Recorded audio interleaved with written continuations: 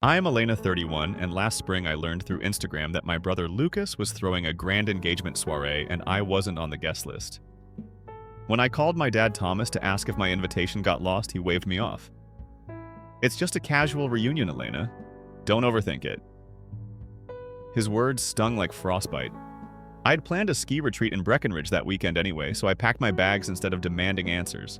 It all started with a single selfie. I was standing at the summit of Keystone Mountain, blue sky behind me, clutching my poles. Innocent right, I captioned it, "Finding my balance in the mountains."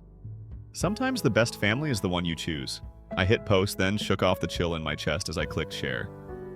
I never expected that one photo would shred the bonds I thought unbreakable. Lucas and I were close once.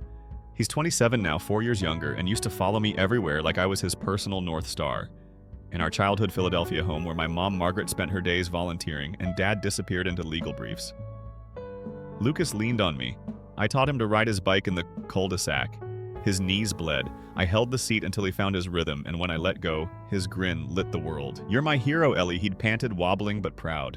We had rituals. Saturday morning waffles in my cramped college apartment, Friday movie marathons slouched on the basement sofa. I sketched watercolors while he built model rockets. We argued over who got the last pancake, but we never drifted far apart until life intervened. After college, I chased my dream in Colorado's design scene. Lucas stayed in Philly, elbow deep in engineering textbooks. We swore weekly video calls would keep us close. They did for a while. Then came distance. My calls went unanswered. His replies dwindled to emojis. I blamed the usual suspects, busy schedules, new friends, the usual adulting hurdles. Then I met his fiancée, Lily, reserved, polished, unaffected. I saw her twice a Thanksgiving visit and Christmas brunch. Politeness, handshakes, surface chatter.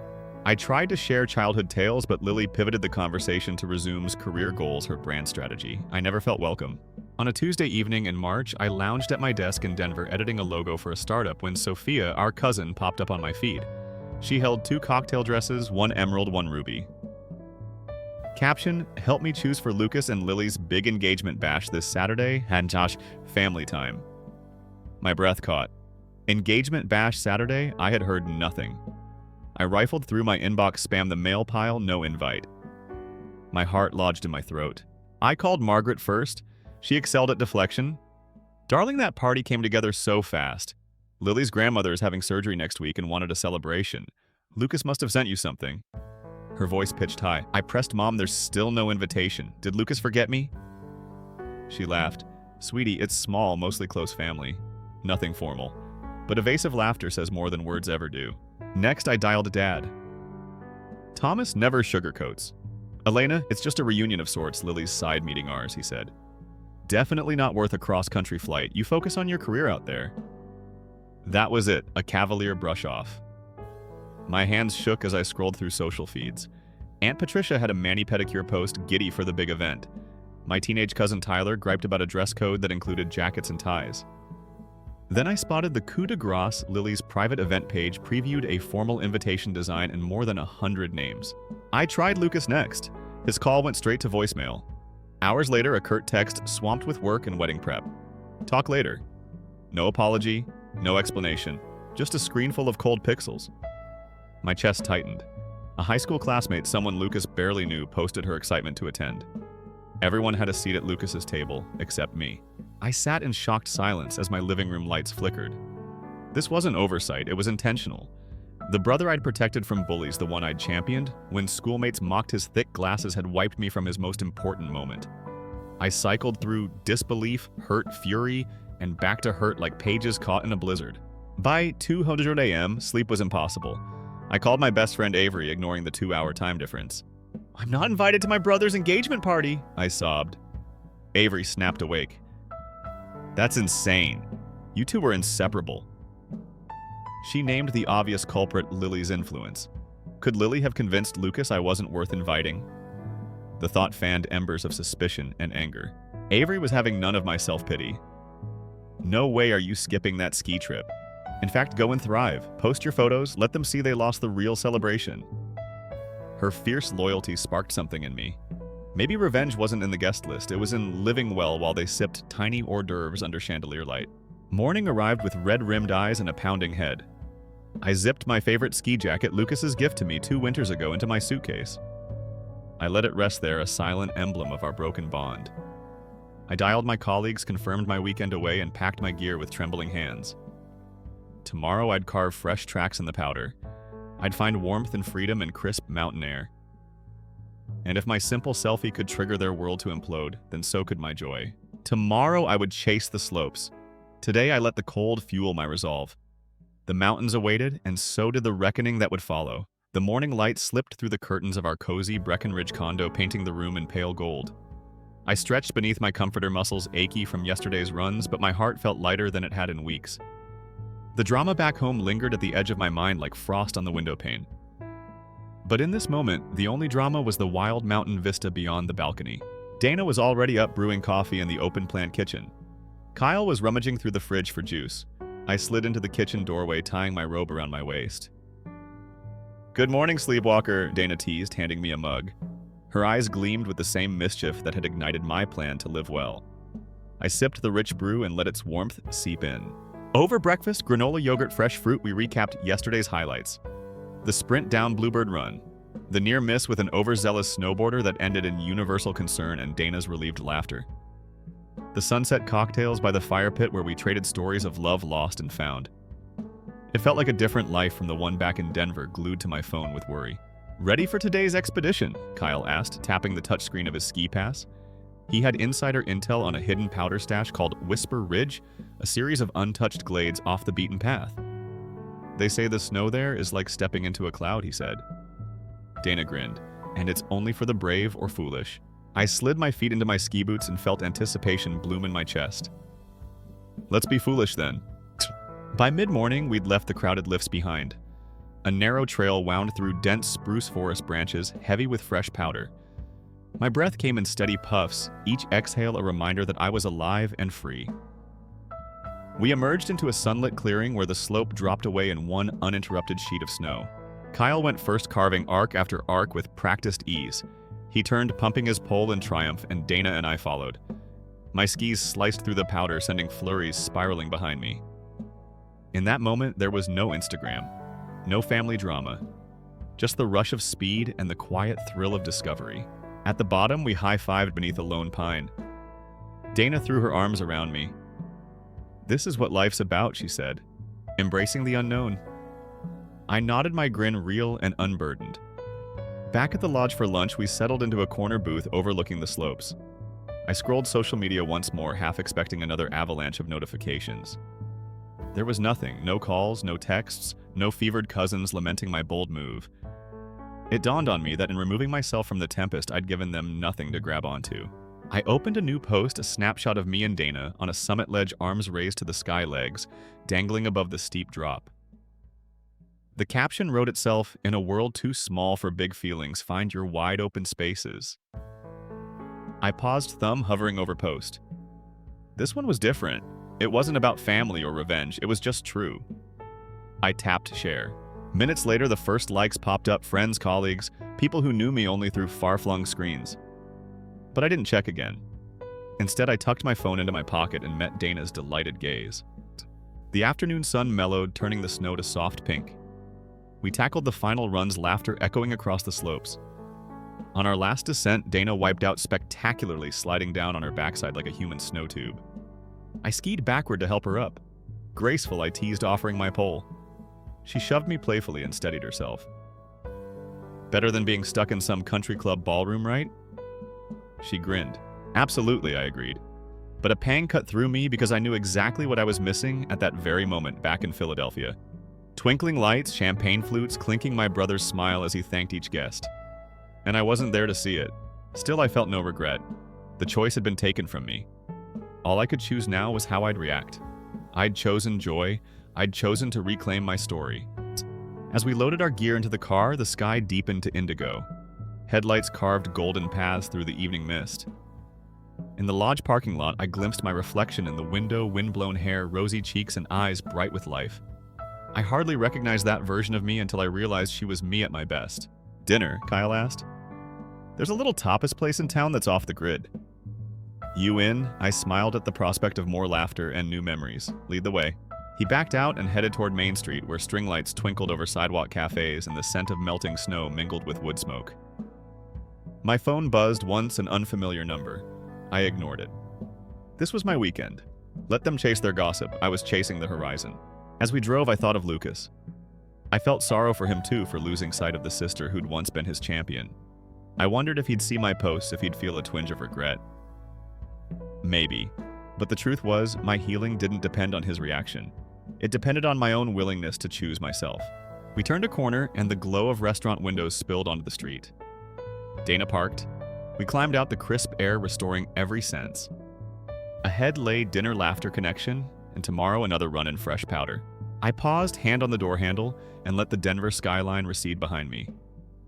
I was here now, fully present, carving my own path. The slopes had tested me, and I'd held my ground. The mountains had shown me a truth harder than any family betrayal, that sometimes you must lose the world you know to find the one you truly belong to. The Tapas Bar was a cozy nook tucked between a ski shop and a gallery. Lanterns swung above picnic tables, casting amber pools of light on rough-hewn wood. We slid onto stools at the bar, and the bartender greeted us like old friends. Plates of patatas, bravas, and garlic shrimp arrived in quick succession, fragrant and sizzling. Dana and Kyle dove into dinner talk, office gossip, weekend getaways, that new brewery downtown. I listened with half an ear, savoring the camaraderie, when my phone vibrated in my pocket. I resisted pulling it out. But 10 new notifications gleamed on the screen, family group texts and direct messages lighting up like flares. I silenced the phone and tucked it away. My pulse drummed. Curiosity battled the resolve I'd built all morning. Finally, I leaned toward Dana. "I need a minute," I whispered. She gave me a sympathetic nod. I slipped outside under a lattice of string lights and hit view on the family group chat. 16 new messages. My parents at the top apologizing for their tone. Angela asking why I seemed so dramatic. Tyler defending his post, saying he didn't know how hurtful it would be. Then Lucas' 3 simple words, "Can we talk?" followed by a time and Zoom link. My chest fluttered. After everything, he still wanted to speak. I tapped join. His face filled my phone screen in a neat little window. He'd changed into a navy sweater. His hair was tousled. Behind him, twinkling lights suggested Lily's parents' living room. I took a breath. "Hey," I said, voice trembling but steady. "Hi." His tone was soft, unusually vulnerable. "I'm sorry," he began. "For the party. For excluding you. I messed up." I blinked. For the first time, he was owning it without excuses. "Thank you for saying that," I replied. My throat tightened. "But I need more than sorry." "I know." His gaze dropped. "I realized last night how hollow it felt celebrating with people I barely know while you were off making real memories. I envied your freedom." That cut through me like cold mountain air. "So why not just invite me or tell me the truth when it happened?" He swallowed. I was embarrassed. Lily painted you as this career-obsessed workaholic. I was too afraid to stand up to her. His confession hit harder than any betrayal. I thought I'd lose her if I defended you. I looked away, memories flooding back, laughter in our basement, pancakes piled high, the bicycle triumph. The little brother who once ran to me for safety now ran from me for approval. "You almost did," I said softly. "You lost me first." He flinched. "I know, I get that, but I want to earn you back." Tears pricked my eyes. "Earn me back," I echoed. "By showing up, by choosing me sometimes too." I ended the call with a shaky "good night" and slipped back inside. Dana and Kyle raised eyebrows. I shook my head, overwhelmed. They wordlessly slid new cocktails in front of me. I toasted to small victories and second chances. We lingered until the bar's last call. I left with my heart unsettled but hopeful. The mountains had given me clarity, but the true climb would be coming home. Sunday dawned soft and silver. Powder coated every surface as if the world had been dusted by angels. We met on the deck with steaming mugs of cocoa. I studied the peaks, thinking soon I'd trade this freedom for my childhood home and its fractured lines. Kyle checked his watch. One last run. He led us to a hidden gully called Whisper Hollow, narrower and more challenging than the ridge. I hesitated, fear and excitement tangled in my gut. "Let's do it," I said. "Let's do..." The descent was brutal. Cliffs and chutes required every ounce of skill. My skis bucked my poles, nearly abandoned me in deep snow. At one turn, I tumbled face-planting so hard I tasted pine needles. Dana skidded back and helped me up. "You okay?" she asked, concern in her eyes. I brushed snow off my goggles. "Yeah, better than okay." My heart pounded. I needed that. I grinned at her. I needed to face something scary and come out on the other side. At the bottom, I felt alive in a way I hadn't in months. We hugged cold and triumphant. As we climbed into the car for the drive back to Denver, my phone buzzed again. This time, a text from Lucas. "Can I book a flight to Denver? I want to talk face to face." My fingers hovered. I pictured the sterile country club ballroom, our confrontation at the dinner table, the hotel room sanctuary. I pictured the mountains too, their wisdom etched in every ridge. I took a deep breath and typed back, "Yes, let's talk." The drive home was quiet. Snowflakes drifted past the windshield like slow-motion confetti. The road wound down the mountain, but in my chest, a new path was carving itself a road toward truth, no matter how jagged. As Breckenridge disappeared in my rearview mirror, I felt the first stirrings of forgiveness. Not for what they'd done, but for the brother I once knew and perhaps still could. I arrived in Denver under a blanket of dusk and streetlights. Tomorrow, I'd board a plane for Philadelphia. But tonight, I'd sleep without agonizing over unanswered calls or social media storms. Tonight, I'd rest knowing I'd faced the wild and found my center. When Lucas's text pinged, "Can I book a flight to Denver? I want to talk face to face," my chest tightened. I stared at the glowing screen as snow tumbled outside my car's windshield, then exhaled a slow breath. This was the moment I'd been bracing for. I typed back, "Yes, let's do it." I arrived in Denver at dusk. The airport's soft amber lights guided me through baggage claim. In the taxi, the Rockies receded behind us, replaced by city skyscrapers and the hum of traffic. My hands clutched my carry-on handle while my mind replayed Lucas's admission, "I envied your freedom." That night, I barely slept. In my small apartment, I lay awake staring at the ceiling, listening to my reflection of self-doubt and determination swirl together. I drafted mental scripts of what I'd say, then tore them apart. Words felt fragile. I needed honesty, not rehearsed speeches. Morning broke gray and quiet. I packed a slender notebook, a pen, and my favorite photo of Lucas and me at my college graduation. His grin as bright as fireworks. I tucked those into my backpack along with 2 plain tees and a sweater he'd once knitted for me. The soft wool still smelled faintly of cedar. The flight to Philadelphia felt taut with possibility. Through the tiny oval window, clouds drifted past like ghosts, and I wondered which version of Lucas would meet me on the other side. The one who betrayed me, or the one who wanted to repair what was broken? Touchdown came before I was ready. At PHL, a wall of humid air greeted me. I hailed a ride and gave the driver my parents' address by habit. My old home felt familiar, if fraught. But as the city skyline approached, I realized I needed neutral ground. I told the driver to detour to a cafe in Old City, a place I'd frequented during college visits. The cafe smelled of espresso and cinnamon. Lucas sat at a window table, legs crossed, eyes on the street. He hadn't seen me yet. I swallowed hard, smoothed my hair, then stepped inside. "Ellie." His voice cracked relief and guilt swirling together. He stood and opened his arms. I hesitated, then slipped into his embrace. His sweater smelled like cedar in late autumn. We ordered black coffee. The barista set 2 mugs before us, dark liquid steaming against chipped porcelain. I took a sip, the bitter warmth anchoring me. "I'm glad you came," Lucas said, tracing the chipped rim of his cup. "I've been so ashamed." "I needed to see you," I replied. "Not just your texts or your Zoom window. I needed to know if you still remember who I am." He flinched, then nodded. "I do. The brother who taught me to ride, the one who kept bullies away." His eyes glistened. "I'm sorry for choosing ease over loyalty." I inhaled sharply. "Easy for you, maybe. But imagine if roles were reversed. If I arranged a party without telling you. Would you forgive me so quickly?" He winced. "Probably not. I'd feel hurt, confused, angry. You had every right to be excluded physically, emotionally, but I should have called you first." I leaned forward. "Tell me why you let Lily decide I wasn't welcome." Lucas looked down. "Because I wanted harmony in my new life. Her world is orderly, no drama, no messy history, and you bring chaos." His throat tightened. "I thought I was protecting our future." I closed my eyes. "You protected your comfort, not our bond." He swallowed. "I know." He reached out, touched my hand. "I'll make it right starting now." "Oh." We spent hours unraveling the past year, his fear of rocking the boat, my loneliness in Denver, Lily's sharp comments behind closed doors. I recounted the Christmas afternoon when I overheard her say I was too career-driven for family life. He winced again. By the time our cups ran dry, a fragile trust had begun to form. Lucas booked a last-minute flight to Denver to spend the weekend with me, promising to talk to Lily honestly about including me in their lives. I let myself believe him cautiously. That evening, I walked through Old City's cobblestone streets toward my parents' house. Lights twinkled in shop windows, and I remembered summer nights when Lucas and I loitered here devouring gelato. My pace slowed as I reached our front door. My reflection stared back at me in the glass pane, tired eyes, hopeful smile. I pressed the bell. Margaret's face appeared in the top window, tight lips, guarded eyes. The door swung open. "Cassandra," she said, voice neutral, "we weren't expecting you." "I know," I replied, stepping inside. The foyer was unchanged, the antique console table, the silver key dish, the pastel landscape above the mantel. Comfort mixed with disquiet. Thomas emerged from the living room, glasses lowered on his nose. "You flew here over a selfie?" he asked flatly. I squared my shoulders.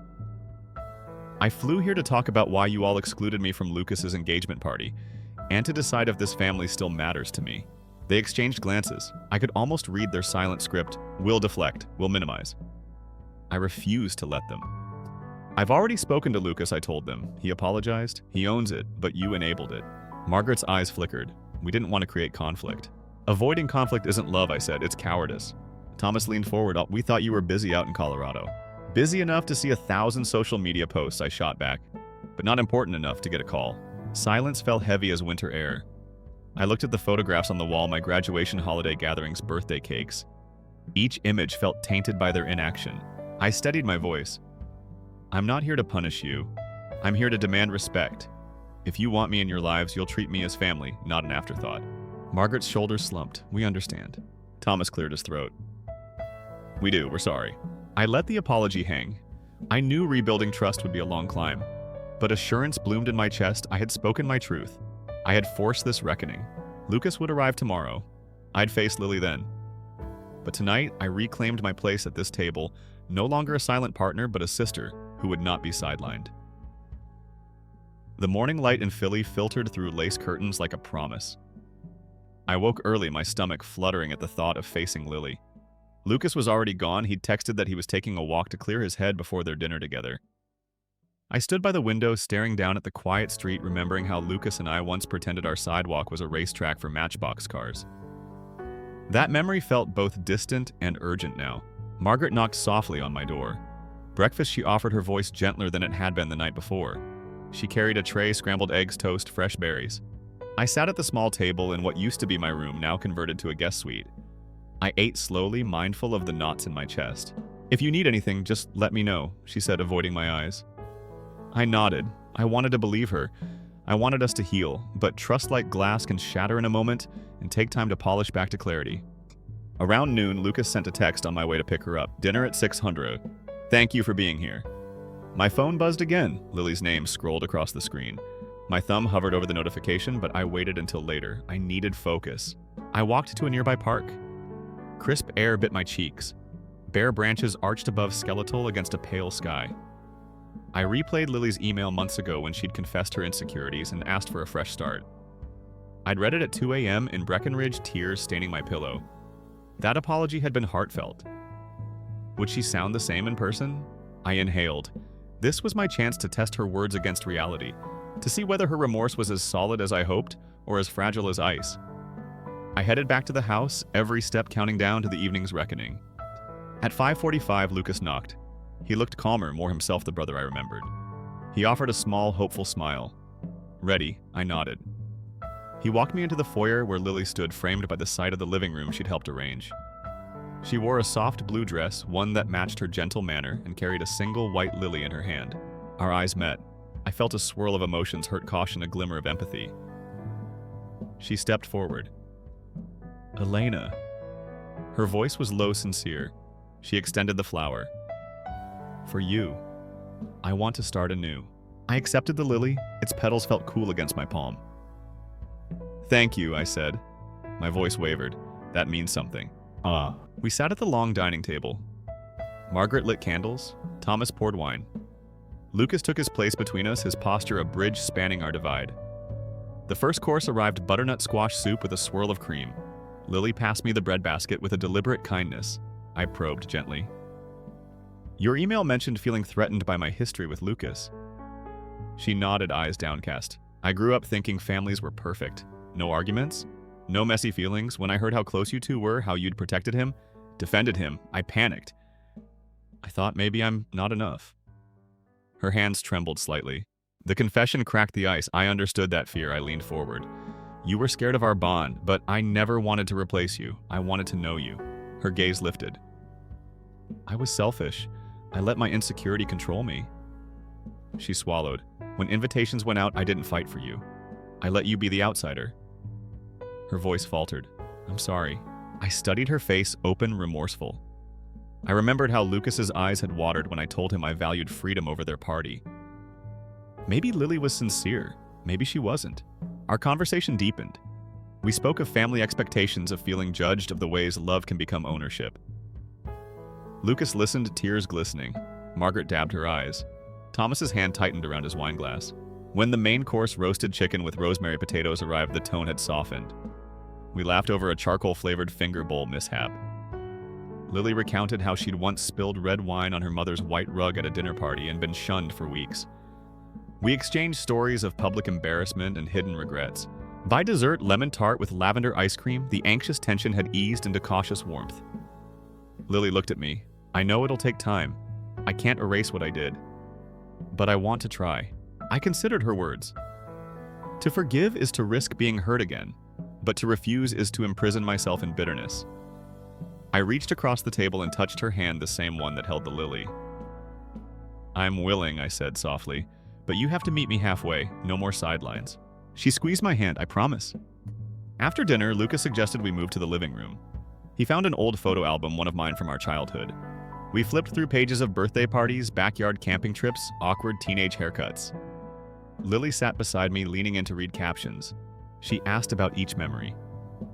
What was the hardest part of growing up here? Which birthday was your favorite? Her curiosity felt genuine. Her presence felt respectful rather than intrusive. I realized I'd spent too long fearing her instead of knowing her. As the clock edged toward bedtime, Lucas stood and held out his hand. Dance, he asked with a playful grin I hadn't seen in months. He led Lily in a slow waltz to a crackling record of Sinatra singing Fly Me to the Moon. I watched them swirl under the chandelier. Then he turned and held out his other hand to me. I got to join me. I hesitated only a moment. Then I rose and slipped my hand into his. We danced, two siblings, rediscovering the rhythm we'd lost. Lily watched with a smile, tears catching the candlelight. At that moment, I felt the fault lines shifting. Something fragile had begun to mend. Later, I stood alone on the front porch, cool air against my cheeks, watching Lucas and Lily through the lit windows, talking softly by the piano. The house felt alive in a new way, hopeful rather than hollow. I closed my eyes and inhaled deeply. Forgiveness would not be easy. The fractures remained, but tonight had shown that honesty, apology, and a willingness to change could begin to heal old wounds. Tomorrow I would fly back to Denver with Lucas beside me. But tonight, I stayed rooted in this place, my childhood home, and let a new chapter take root. The afternoon sun filtered through the hotel lobby windows as Lucas and I checked in at the Denver Marriott. He'd insisted on booking the same suite where I'd holed up after my ski trip post went viral in my family's group chat. Now the room felt less like a refuge and more like neutral ground, our fresh start. Lucas set his carry-on down. Thanks for letting me come, he said quietly. His voice carried remorse but also relief. I nodded. Thank you for showing up. He opened the curtains to reveal the glittering Denver skyline. Glass towers caught the light, standing tall and confident. I realized we were like those buildings, separate structures but part of the same cityscape. That evening after dinner at a nearby bistro, we sat on the balcony sipping chamomile tea. My journal lay open on the small table. I'd jotted notes all week, raw emotions, breakthroughs, promises. I flipped to the front page where I'd written, find my voice, demand my worth, choose my joy. Each phrase felt true now. Lucas cleared his throat. I've been thinking, he said, about balance. He gestured between us. Between my life with Lily and my life with you. I don't want to swing to extremes again. I set down my mug. Neither do I. I looked at him. What do you need from me? He thought for a long moment. Honesty, even when it hurts, and reminders when I slip back into cowardice. His own words struck him with weight. I smiled. Deal. And I'll stand up to Lily, he continued. If she ever questions our relationship again. I squeezed his shoulder. Thank you. Back at home 2 days later, I settled back into my Denver routine. The design agency's open plan offices felt the same. My colleagues greeted me with hugs. I shared laughs over my mountain therapy and the weekend's reconciliation. I felt lighter, freer, knowing I had set firm boundaries and demanded respect. That Monday morning, I joined our weekly team huddle. As I spoke about the new client's branding strategy, I thought of my journey, the shock of exclusion, the power of self-care, the necessity of confrontation, and the grace of forgiveness. My voice carried confidence shaped by hardship. That afternoon, Lucas called. He and Lily were hosting a small gathering for close friends in Philadelphia. He'd invited me this time genuinely. I felt a flutter of nerves, but I also felt excitement. I said yes without hesitation. A month later, I flew to Philly again, this time with anticipation instead of dread.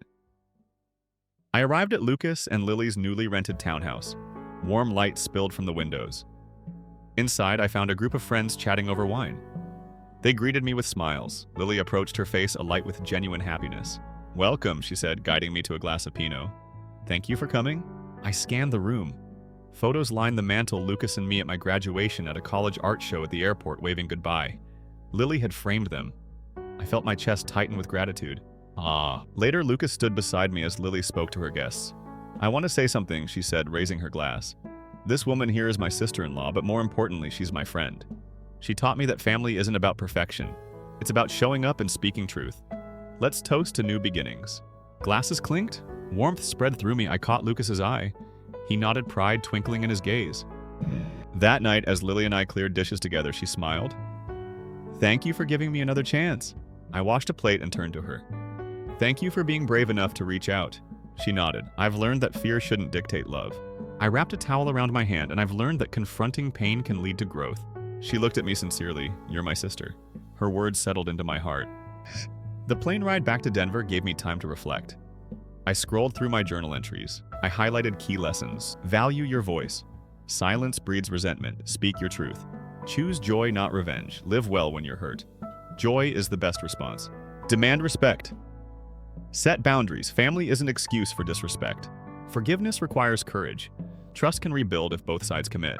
Love transcends fear. Insecurity can fracture bonds. Openness can mend them. These lessons weren't just paragraphs in a notebook, they were new ways to live. When I landed in Denver, I smiled at the Rocky Mountains on the horizon. They reminded me of where I'd found my center. I rose from the plane seat, collected my luggage, and stepped into the bustling terminal. I'm Elena. I shared my story because so many of us know the pain of being excluded by the people who should love us most. But I also know the power in standing up for yourself and demanding the respect you deserve. If you've ever felt overlooked or hurt by your family, know that your voice matters.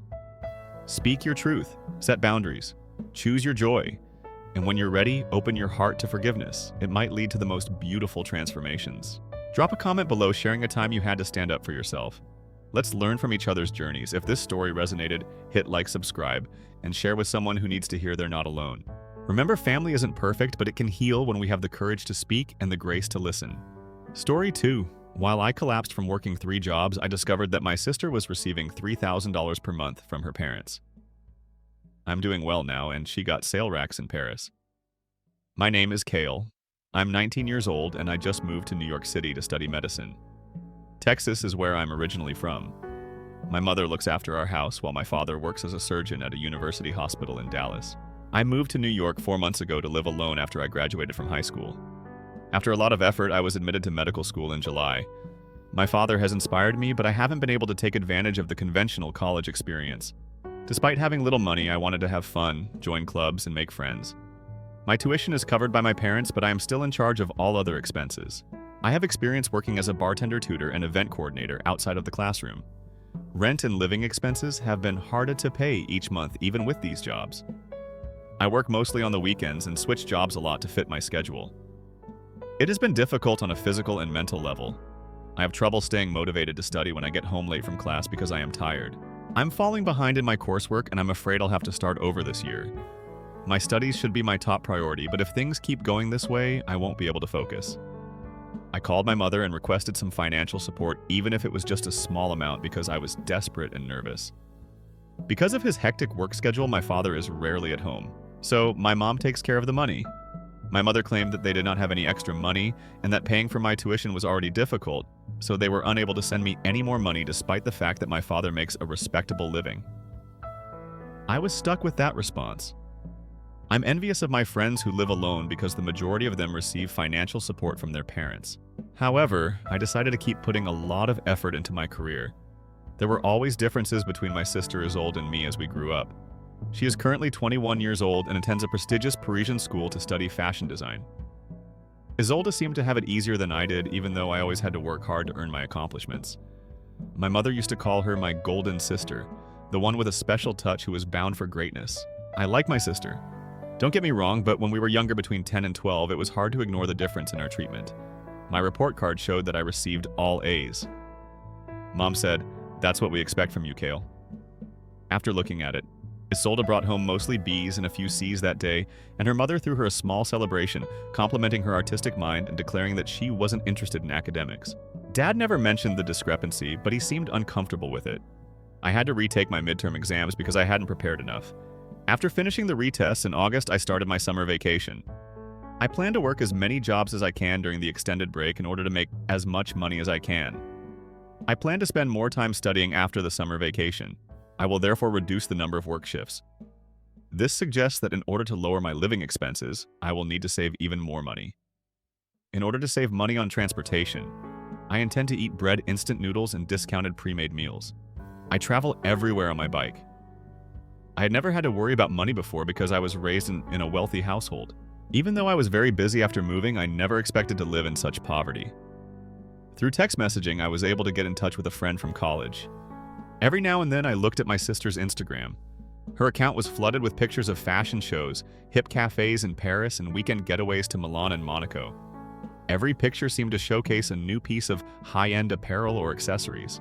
It was hard to watch her live so luxuriously while I was saving pennies for ramen noodles, but I tried not to be resentful. In particular, one post hurt. It showed Isolde wearing what she said was a new Dior dress at a rooftop party with a view of the Eiffel Tower. "Mom always knows exactly what I need," the caption read. "How fortunate we are to have a wild wine fashion life in Paris." I looked at the message for a while, wondering how my parents, who claimed to be broke, could afford to send her such upscale things, as I saw how different life can be for students at the same university. Looking at their happy photos made me sad. I had to turn down many of my friends' invitations because I didn't have the money or the time. "I'll be the driver. Let's go to a cheap place." I received a text from one of my classmates. "I work every day now. Plus, I'm heading back home for the holiday season, so I won't be around." I told him, "Are you sure you're okay? You always seem tired at school, and I think you're working too much." My friend expressed concern. "I've got the physical stamina and I need to earn my living expenses. Let's meet up when school starts again," I told him. With that, I went to the bar where I work. But then something happened. I collapsed throughout my shift. It was a busy Friday with many customers and orders, and I felt dizzy while carrying drinks. The room spun, and the tray of beverages I was carrying felt impossibly heavy. The last thing I remember doing was reaching for the edge of the bar to steady myself. I don't remember much after that. When I awoke, I was in a hospital. The doctor informed me that I collapsed due to tiredness and starvation. I received intravenous fluids and was able to go home the following day. I quickly contacted my supervisor at the bar to apologize. My supervisor informed me that once I fainted, he called my name, but I was too out of it to answer, so he immediately phoned an ambulance. He'd also contacted my folks. "You've been taking a lot of shifts, and I relied too much on that. Sorry about that. I want you to rest easy for the rest of the month," says my manager. That meant a reduction in my income. Riding the metro home from the hospital, I considered if I should take on more tutoring jobs. I felt lost. I was scheduled to work at the bar the next day, but I now got the day off. I chose to stay in bed and recuperate. Checking my phone, I discovered a message from a friend that I had missed while unconscious. I replied and explained why I had not responded before. After learning about my condition, my friend agreed to visit. He made pasta for me and went grocery shopping, while savoring the meal he had graciously prepared. We talked about the expenses of living alone. When I told my friend that I didn't get any money from home, she was shocked. "You've been working so hard because of this. Your father is a physician. You ought to be receiving assistance." When I asked my mother, she told me that they were barely making ends meet with just my tuition. Really? "You're not an only child, though, are you? Your sister lives in Paris. Given how tight her finances are, how can she afford to study abroad?" For the first time, I stopped to consider this. I'm not sure. A soldier's expenses were always handled separately by Mom. Claimed to have a special plan for her. No, I don't understand that. I hate to tell you this, but it's possible that something is happening that you are unaware of. According to my friend, I began to consider it. My father used to drive a fancy car and is a doctor. I've always gone to private schools and our home is in a posh neighborhood. Why would my mother then abruptly say that they don't have any money for me? Isolde, however, seems to be living the life of a princess in Paris. Something didn't add up. I recalled an old conversation between my parents. Mom had been asked by Dad why my summer camp had been canceled. Isolde, however, was enrolled in a costly art program in Europe. In addition to the fact that I was more realistic and would prefer to stay at home, Mom had mentioned investing in the future. As usual when it came to Mom's choices regarding us children, Dad looked irritated but ultimately gave in. I became anxious. I sent my mom a quick text. "How are you both doing?" "After some time," she answered. "We're all right." However, I was unable to unwind that evening. My curiosity overcame me. Isolde and I were not particularly close, so I rarely called him directly. "Kale, what's the matter? You never give a call." With obvious surprise, she said, "I wanted to check in. How are things going in Paris?" "Fantastic as usual. For my birthday next month, Mom sent me the most adorable Chanel purse. She always gives thoughtful gifts." I felt sick to my stomach. "Oh, that's good. Hello, may I inquire how you are handling your finances over there? Paris must be costly." "Oh, that stuff doesn't concern me. Mom gives me around $3,000 a month to cover expenses, plus more if I need something extra." You are aware of her behavior toward me. It was like someone had punched me. $3,000 a month, but I was informed that I would never have a dime left over. I quickly hung up saying I had to study. I thought they were just saying they had no money to distract me from my worries or to teach me to be independent. Since I was going home for the holidays, I decided to discuss this with my parents in person. My friend said, "I'll be waiting for some souvenirs," after expressing gratitude. I was grateful to have such a friend. The holiday season arrived and I booked the cheapest flight back home I could find. I could only stay for one night and one day due to my work, but I was looking forward to it. When I arrived, my folks met me at the door. My father looked astonished when he saw me. "You've lost a lot of weight, really," he said. I hadn't known it, but I seemed to have changed a lot. My mother, too, was shocked and fell silent. For the first time in a long time, my mom made soup salad and chicken wings for lunch. We all three got together for lunch. My father asked with a worried expression as soon as we were seated, "You appear thinner. Are you eating healthily?" I was honest with him. "Not at all. I haven't had a meal this opulent in a long time." "What do you typically consume?" my dad said. "Bread, instant noodles, and occasionally inexpensive prepackaged meals." "What about the food in the cafeteria?" he asked. "I find the cafeteria to be too costly." "Is it really that costly?" he inquired. I said it's about $5 when my father heard that he appeared taken aback. "Do you think I've been sending you enough money?" I replied, perplexed. "I haven't received any income." My dad was taken aback. "What are you saying? So for the last 4 months, you haven't gotten any money? I've not gotten any." "Have you been sending money? Really? I had requested that your mother deposit $2,000 into your account each month." "Really?" I was shocked. "Mom informed me that she was unable to send any money because of your financial difficulties." Dad looked puzzled. "We've got enough cash." "What's going on?" Dad asked Mom in a hurry. "Have you been sending Kale money as you should?" Paisley Mom didn't say anything and looked down. I started to worry. Perhaps my father became ill and was unable to work, which is why I wasn't receiving any money. Dad said, "No, I've been working as usual." "I'm glad to hear that." Feeling a little better, I replied. "However, why did I not receive any payment? I was really perplexed. And how does Isolde manage to pay for her Parisian residence if finances are so tight?" "What are you saying?" His older father was even more confused. "Right now." "What's happening?" Dad asked again.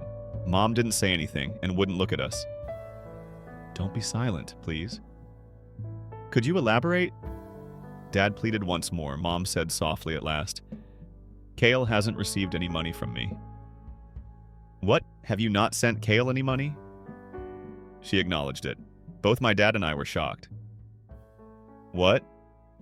"Why not?" Dad asked, surprised. "We simply have too many things to pay for."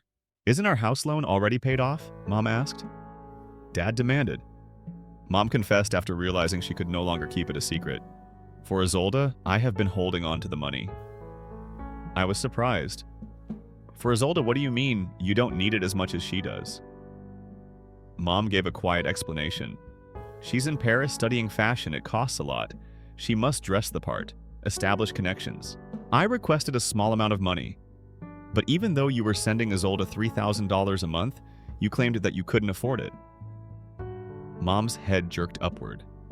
How do you know my center in KL's workplace recently called to report that you passed out from too much work? Oh, he said.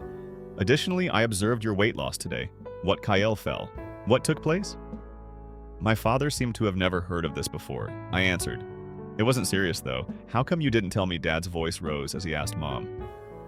I apologize. I was afraid that you would discover that I wasn't sending the money, my mom said. Hold on, let me comprehend. Dad answered, his tone tight with anger. You have been secretly sending extra money to his older brother while denying Kale his allowance, allowing him to struggle until he collapses. For what purpose? Paris shopping sprees. Mom protested. It's not like that. Isolde is capable. She has to keep up a certain persona.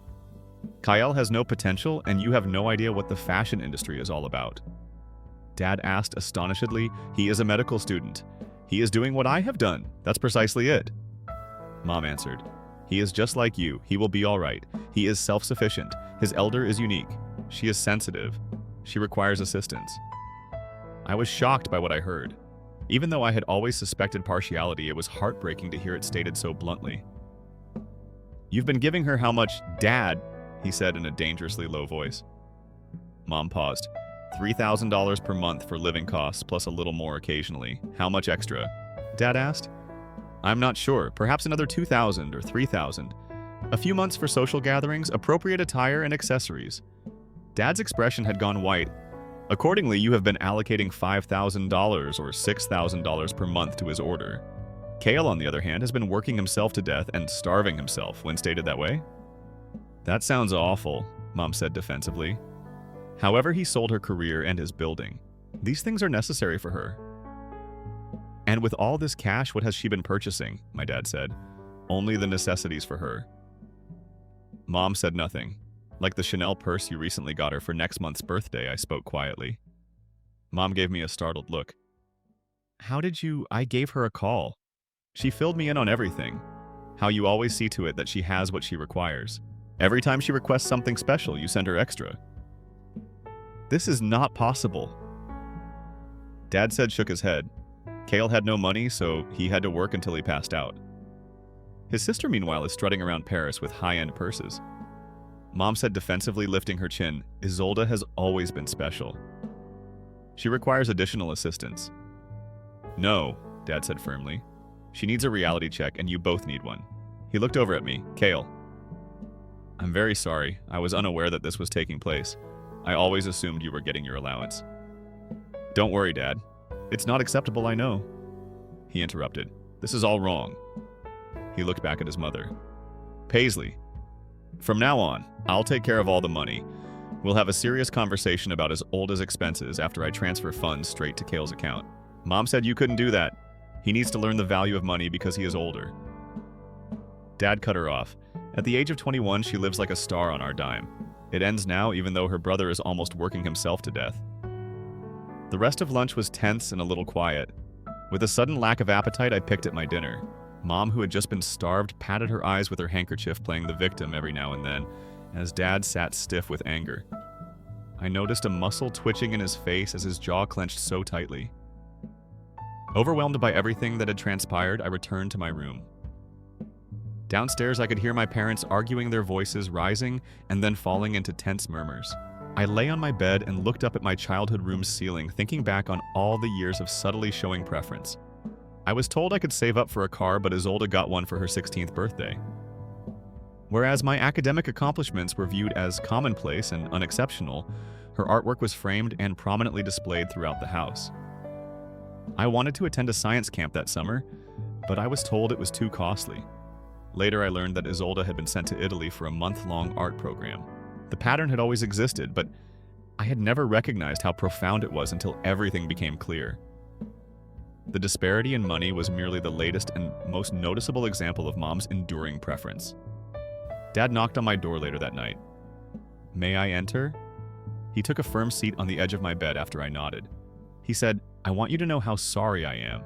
I was unaware of your mother's actions. You were receiving your allowance, I thought. I also believed that Isolde had a far more modest budget. Dad, it's not your fault, but it is. I ought to have taken a more active role in the money. I was too preoccupied with work to pay attention, and I had faith that your mother would handle things fairly. He let out a deep sigh. I have already referred to him as older. When I informed her that there would be changes, she became agitated. What changes? I asked. Her allowance has been cut to $1,000 per month, which is the same amount you will now receive. Is there anything more? She will have to prove herself. That won't sit well with her, I muttered, considering my sister's way of life. He said hesitantly, no, she's not, but it's long overdue. You ought to be aware of something else as well. Mommy, she hasn't only been giving financial favors to his elder. She has also been saving money for the future. Funds that were intended to be divided between you two.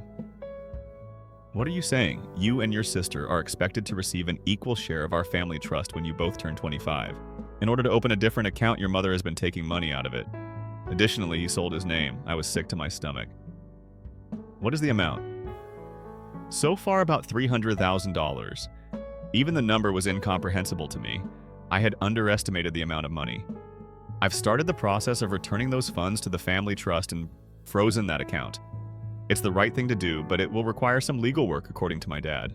He looked older than I had ever seen him, running his fingers through his graying hair. I can't stop thinking about how you've been struggling all this time and how you fell apart at work. Your mother gave me the impression that you were doing well, so I assumed you were. I explained that I didn't want to worry you. Son, that's not your job.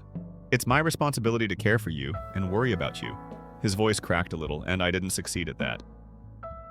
You didn't know your father. I ought to have known. I ought to have been more involved and asked more questions. He erects his shoulders.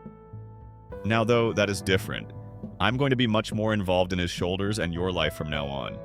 Additionally, I'll see to it that you two are treated fairly. It is an older night. Called me angry. What did you tell your father? She asked without providing an explanation. The reality, I replied simply, that even though you've been earning thousands of dollars a month, I've been working multiple jobs and still barely have enough money to eat. That's different, she cried out. That money is what I need. Are you aware of the high cost of living in Paris? To wear clothes that are suitable for fashion school. Do you know what it's like to pass out from exhaustion from working so many jobs that you don't have time for a healthy diet or enough sleep? A pause occurred. Did that actually occur? Indeed, he's older. That's exactly what transpired when you purchased Chanel handbags. In addition to attending medical school, I was working 60-hour weeks and subsisting on ramen noodles. Another long wait. I had no idea. If you had, would it have made a difference? She didn't answer that. What am I supposed to do now? She asked instead. Dad says that going forward, I will only receive $1,000 per month. That isn't enough for me. Greetings from the real world. I said, not with sympathy. Get a job the way I did. I'm a fashion design student. I'm in medical school and don't have time for a job. I manage somehow. She ended the call. Tensions in the house hit an all-time high the following morning. Mom walked around the kitchen like a ghost and hardly spoke.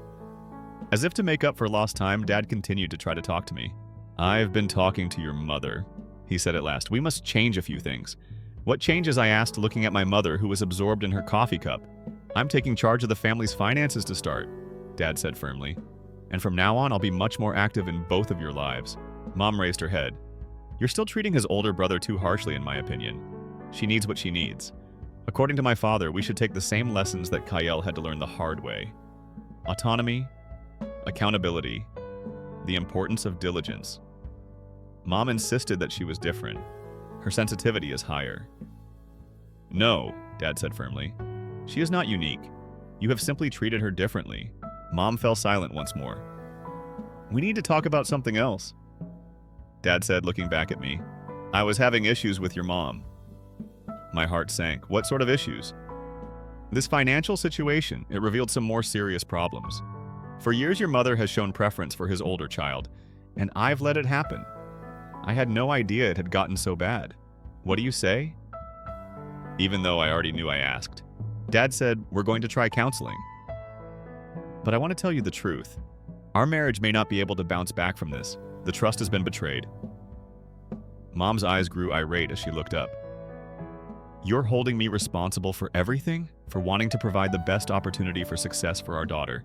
I'm holding you accountable for deceiving me, stealing from our son, and possibly draining our retirement funds to support our daughter's compulsive shopping." "Equally," Dad said. Indeed. The following day, I returned to New York. My mind was spinning from what had transpired. In order to cover the allowance I should have received, Dad had refunded $5,000 into my account and committed to making consistent monthly contributions. "From now on, pay attention to your studies." At the airport, he gave me advice. Right now, that's what matters. I immediately went grocery shopping after I got back to my apartment. Fresh fruits, meats, and vegetables are considered real groceries. It had been months since I could buy these foods. I prepared a tasty dinner for myself and sat down to enjoy every morsel. Despite its simplicity, it felt opulent, relieved of the financial burden. I managed to cut back on my working hours. I quit event staffing completely and reduced my bar shifts to the weekends, but I kept my teaching job because I enjoyed it. All of a sudden, I had time for self-care, study, and sleep. Almost immediately, I saw an improvement in my grades. I watched from a distance as my family's dynamics drastically changed over the course of the following few months. Dad moved into a nearby apartment after leaving the house. When the budget was drastically cut, Isolde vowed to quit fashion school and go home and protest. She unexpectedly stepped up to the challenge despite not having any financial support from either parent. She started living within her means after landing a part-time job at a small Parisian store. During one of our now frequent phone conversations, she admitted to me that it's not that horrible. I enjoy making my own money, and my boss is teaching me a lot about the business side of fashion. Mom was the most affected by the changes. She kept sending his all to extra money in secret, ignoring her father's financial limitations. It was the final straw when Dad found out. He's filed for divorce. The proceedings were disorganized. In an effort to get half of Dad's assets and future earnings, Mom contested the divorce. However, the judge was unimpressed when Dad's attorney presented proof of her financial misconduct, which included stealing family money, emptying joint accounts to transfer funds to his elder, and repeatedly lying about it. Dad benefited greatly from the final settlement. I concentrated on improving my health and academic standing during this time by eating well and unwinding. I felt my energy returning, and I gained back the weight I had lost. I was able to join the Pre-Med Student Association, which I had previously disregarded because of my hectic schedule after my teachers noticed an increase in my workload. Isolde and I began communicating more frequently. We both found it hard to handle our new relationship without Mom's favoritism creating a rift between us, so our conversations were challenging at first. But over time, we found points of agreement. She told me about her job at the boutique, her designs, and the clients she had encountered. I told her about my studies, my expanding social circle, and my aspirations for the future. "I had no idea how much you were impacted by your mother's partiality." During one of our calls, she informed me, "I suppose I just took it for granted. Being the special one felt good, and I came to terms with being the one who was ignored." I informed him that we were aware of it. "Carl, I apologize. I ought to have noticed it. Both of us were children at the time. We had no obligation to observe it. I'm doing well in medical school a year later, no longer under financial strain. I've been able to focus on my studies and cut down on my work hours. In addition to joining a few clubs and making new friends, my grades have improved.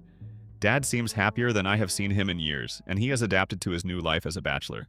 We've gotten closer than ever when he visits me in New York every few months. We spent hours discussing my studies, his medical career, and our shared passion for science during his most recent visit. There never seemed to be enough time for conversations when I was growing up. I've always thought you'd make a fantastic doctor. Although I was informed I'm even more pleased with the person you're growing into. After initially resenting the financial limitations his older has experienced, perhaps the most unexpected change. She has accepted her autonomy. She works at the boutique while attending fashion school, which has been a good apprenticeship. She is currently learning how to create beautiful things on a budget while designing her own small line. I feel like I have a real relationship with my sister for the first time, and we talk a lot. According to my professor, my new designs exhibit the maturity and usefulness that were lacking in the past. During one of our video sessions, she told me with pride, "According to him, limitations can be a designer's greatest ally. They compel you to be more inventive than you could be with limitless resources. Who knew that having a limited budget could be advantageous?" I laughed at it. "Definitely not me," she said. "However, I believe I prefer the new me." The hardest adjustment has been for Mom. She had to move from our family home to a small condominium after the divorce left her with less than she had anticipated. She blames Dad and me for turning Isolde against her because she's still struggling to accept her new reality. For the first time in over 2 decades, she began working part-time at a nearby department store. Furthermore, despite her constant complaints, I think she benefits from the structure and social interaction. She has a tense relationship with both of us. Sometimes she gives me a call, but our conversations are quick and superficial. She's still trying to keep up the old relationship with his older, suggesting that he go back home so that his mother can take care of her, and offering to send her money that she doesn't have. Isolde has learned to set boundaries in a way that is both firm and gentle. Last week during one of our video chats, he showed me some of her latest designs, which were beautiful minimalist pieces that looked expensive, but were actually made of inexpensive materials. If I still had limitless money, I never would have learned how to do this. According to her limitations, foster creativity. I suppose. You're very skilled at this. Sincerely impressed, I told her. She grinned. Regards. And one day you'll be a fantastic doctor. She hesitated. About the past, I apologize. About failing to see what was going on with you. I said, it wasn't your fault. Mom's strange dynamics ensnared us both. I should have noticed, though. She hesitated. Are you spending Christmas at home? To Dad's indeed, you indeed. And I reasoned that perhaps we could go see Mom together. It's difficult for her. I thought about it. She stayed in spite of everything. Our mom. All right, I concurred. Together we'll go. In the 2 years since the truth was exposed at that deadly holiday dinner, our family has completely changed. Although I think the changes were necessary, they haven't been easy. As a parent, Dad is more engaged and content. His elder has found her inner fortitude and creativity. In medical school, I settled in and am doing very well both academically and socially. Mom is still getting used to it. Maybe she will be forever. But now honesty, not favoritism and manipulation, is the foundation of our family's relationships. Healing takes time and family relationships can be complex. However, I've learned that the first step to something healthier is honesty, no matter how painful it may be. Our family nearly fell apart when the truth about my mother's partiality came to light. But instead of manipulation and preferential treatment, we're building something new in its wake, one that is founded on justice, respect, and true love. It is real, even though it isn't and never will be.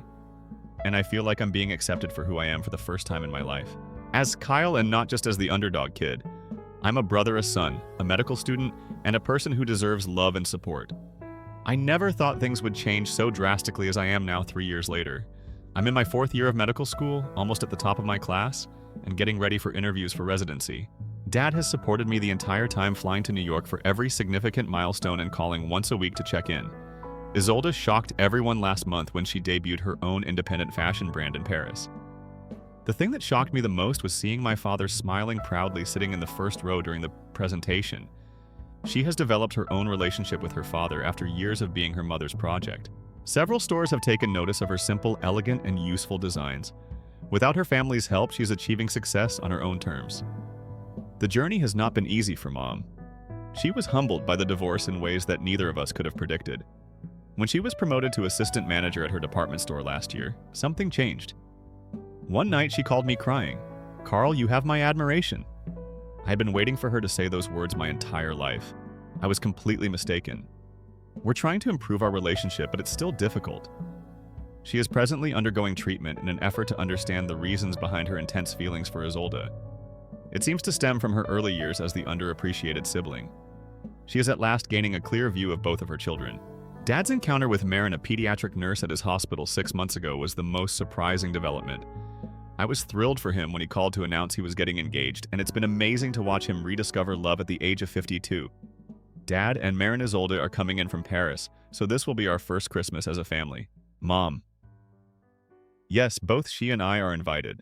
It won't be perfect. Family isn't, but it will be truthful. I occasionally reflect on the collapse that began it all. How the deep wounds in our family were healed by something so terrible. I would never want anyone to go through that. However, I don't regret our path. Before you can rebuild something, you may need to disassemble it completely.